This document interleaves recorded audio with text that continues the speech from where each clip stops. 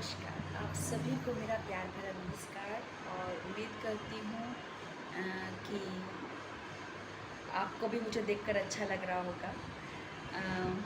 आज मैं कुछ स्पिरिचुअलिटी के ऊपर बात करूँगी, कुछ आध्यात्मिकता के ऊपर कि किस तरीके से हमें क्या करना चाहिए कि अ, हमारा मन शांत हो सके।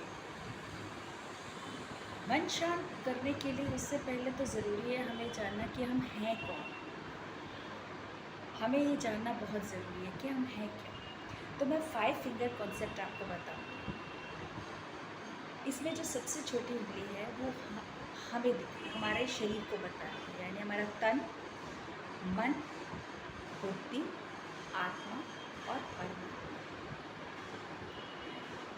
अब तन जो है वो सबसे छोटा है हमारा, देखा जाए इसमें, यानी जो हमारा मन करता है वो करते हैं, जो अपनी बॉडी से हम कर सकते हैं वो करते हैं इस बॉडी के थ्रू।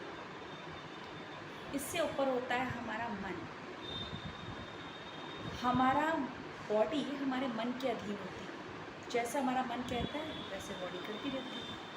हमें भूख लग रही है, हमें घूमने जाना है, बॉडी वही तुरंत काम करती है क्योंकि वो मन से, तन से बड़ी है। अब तन और मन के बाद आती है आपकी बुद्धि। जब हम मन के द्वारा, बुद्धि के द्वारा जब हम मन को संभाल लेते हैं तो हम अपने शरीर को भी ठीक कर लेते हैं। जब हम बुद्धि से काम करते हैं, अगर हमारी बुद्धि सही है तो मन भी सही दिशा में जाएगा और बॉडी भी सही काम करेगी, हमारा तन भी। तो देखा जाए हमारी उंगलियों में बुद्धि सर्वोपरि है, यानी हमारी बुद्धि को स्वस्थ रहना बहुत ज़रूरी है। मन तो हम सभी के पास है, बुद्धि भी सबके पास है, मगर हम इसका यूज़ कम करते हैं। हम मन का यूज़ ज़्यादा करते हैं और भावों पे बह जाते हैं, बड़े भावुक होते हैं। जो हमसे भावुक होकर जो भी बात कहता है हम उसको मान लेते हैं और उसी के अकॉर्डिंग काम करते हैं, हमारी बॉडी करती है। अब ये तो हुई 3 चीज़ें, तन, मन, बुद्धि, और यही क्या है, आत्मा। आत्मा यानी जो इस तन के अंदर है। हम ये बॉडी नहीं है, हम सोल हैं। वो सोल जो हम जब जोत जलाते हैं ना, तो हम जोत क्यों जलाते हैं? ज्योति, हमारे सबके अंदर जोत प्रज्वलित होती है। तो वो जोत क्या है? वो हम खुद हैं।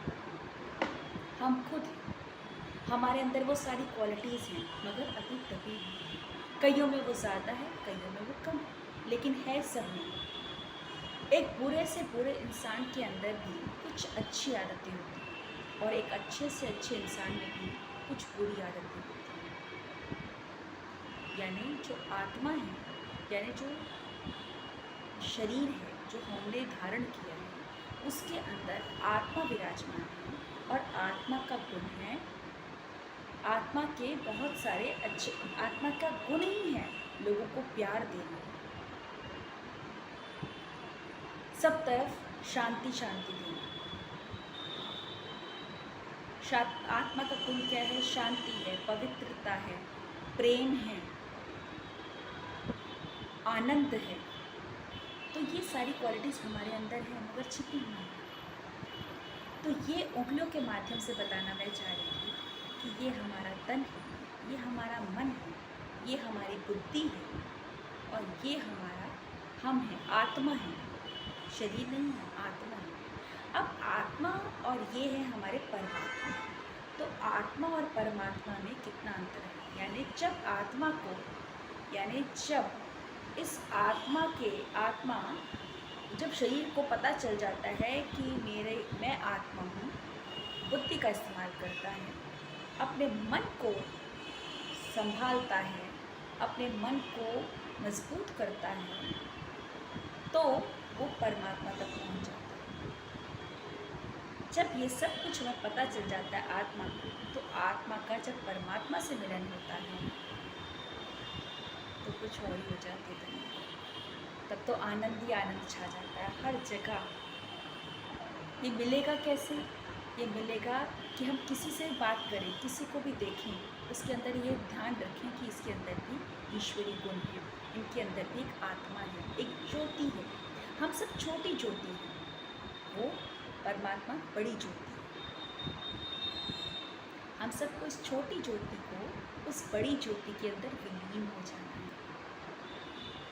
उम्मीद करती हूँ अगर आपको मेरी ये बात समझ आई होगी, अच्छी लगी होगी, तो प्लीज़ कमेंट ज़रूर करिएगा और कोशिश करिए अपने आप को जानने की कि आप एक शरीर नहीं, एक आत्मा है। और आत्मा का गुण होता है हर किसी से प्यार करना, हर किसी को प्यार देना और लोगों के काम आना। नमस्कार।